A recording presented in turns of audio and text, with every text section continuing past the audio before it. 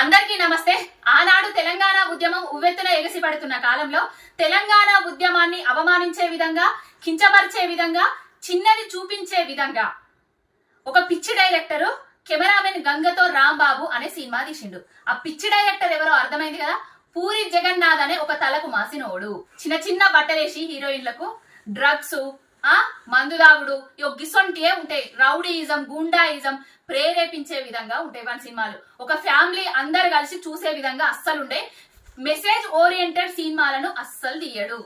ఆనాడే cameraman గంగతో Rambabu cinema తీసినప్పుడే వానికి తగిన బుద్ధి చెప్పేది ఉంటే ఈనాడు ఇంతటికి తెగించేవాడు కాదు. ఎందుకంటున్నా అంటే ఒక్కసారి పాటిను ఏం చేద్దామంటావు మరి? విన్నారు కదా, మారు ముంతానట, చోడు చింతానట. ఆ హీరోయిన్ కి సగం బట్టలేసి ఆ హీరో ఒక మందు సీసా పట్టుకొని ఆ హీరోయిన్ దగ్గర ఒక పాట పాడుకుంటా మధ్యలో కేసీఆర్ గారి డైలాగును పెట్టిండు. వీడికి ఎంతటి గుండె ధైర్యం! అరే తలకు మాసిన సన్నాసి! కేసీఆర్ గారు ఒక రాష్ట్ర సాధకుడు, తెలంగాణ రాష్ట్రాన్ని తీసుకొచ్చిన నాయకుడు, తెచ్చిన తెలంగాణను దేశంలోనే నెంబర్ 1 స్థానానికి తెచ్చిన కారణ జన్ముడు.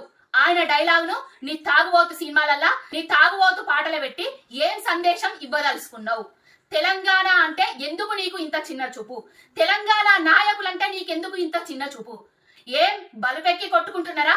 మీ ఆంధ్ర ఓరియంటెడ్ సినిమాలల్లా మీకు ఇష్టం వచ్చిన రాజకీయ నాయకుడి డైలాగులు పెట్టుకోర్రి, కానీ కేసీఆర్ గారి డైలాగులను పెట్టి కేసీఆర్ గారిని అవమానించే విధంగా, తెలంగాణను అవమానించే విధంగా చేస్తున్నావు. ఖబర్దార్ పూరి జగన్నాథ్, నీ పాటలకెళ్ళి వెంటనే కేసీఆర్ గారి డైలాగును తొలగించాలి. తొలగించని ఎడల నీ ఇంటిని ముట్టడిస్తాం బిడ్డ.